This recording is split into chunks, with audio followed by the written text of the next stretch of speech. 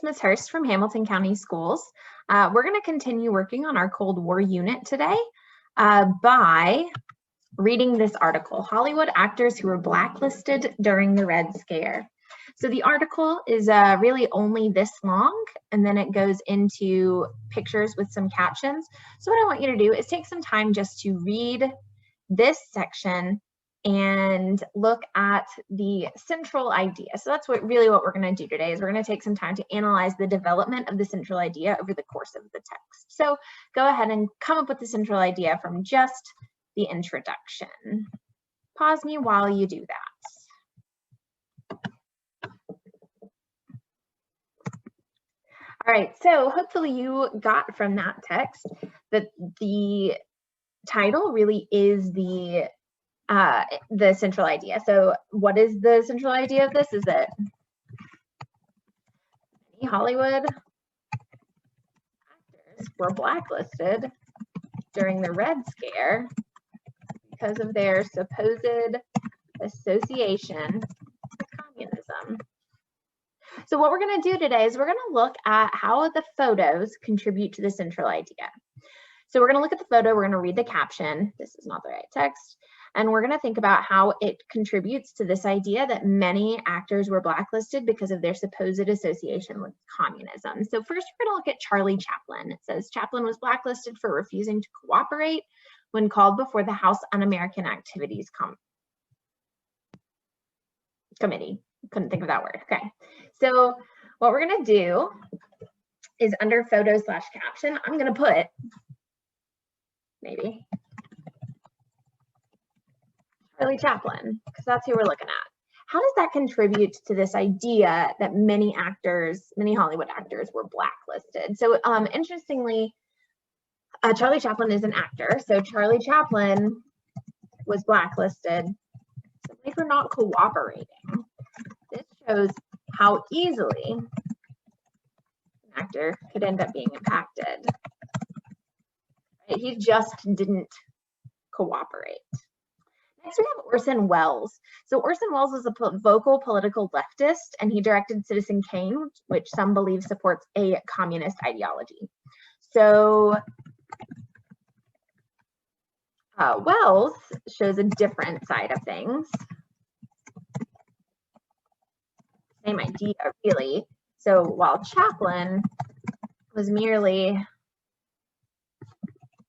uncooperative, Welles was open about his political viewpoints.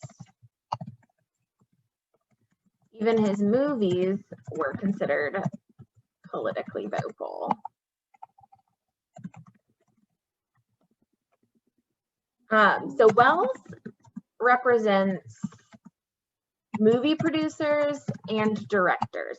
So that's interesting because it seems like it's mostly about actors, but it's actually many celebrities, right? Many celebrities. So even though it says Hollywood actors, it's actually celebrities in general.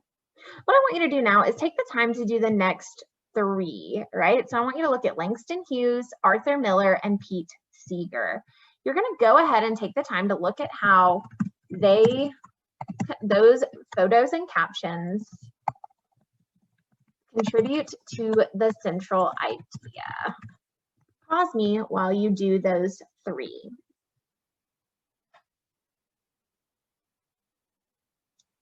All right, so hopefully you realized that Hughes introduces a new type of famous person, of celebrity, because he's a writer. So despite not being in TV and movies, Hughes was still impacted, right? So he kind of spreads out this central idea a little bit. It's not just Hollywood actors. It's not even just people involved with Hollywood actors. It's also writers. Arthur Miller is the same idea, right? So he is similar to Charlie Chaplin in that he was impacted because of his lack of cooperation.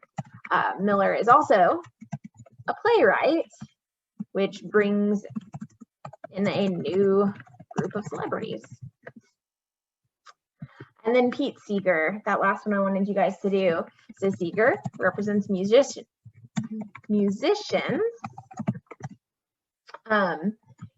He also shows what can happen to open members of the Communist Party.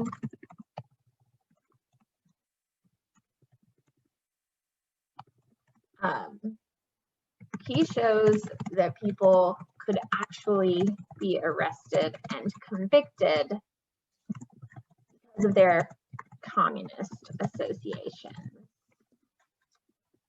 All right, so it's really important that we as readers really consider how every section of a text contributes to the overall central idea like we were doing today.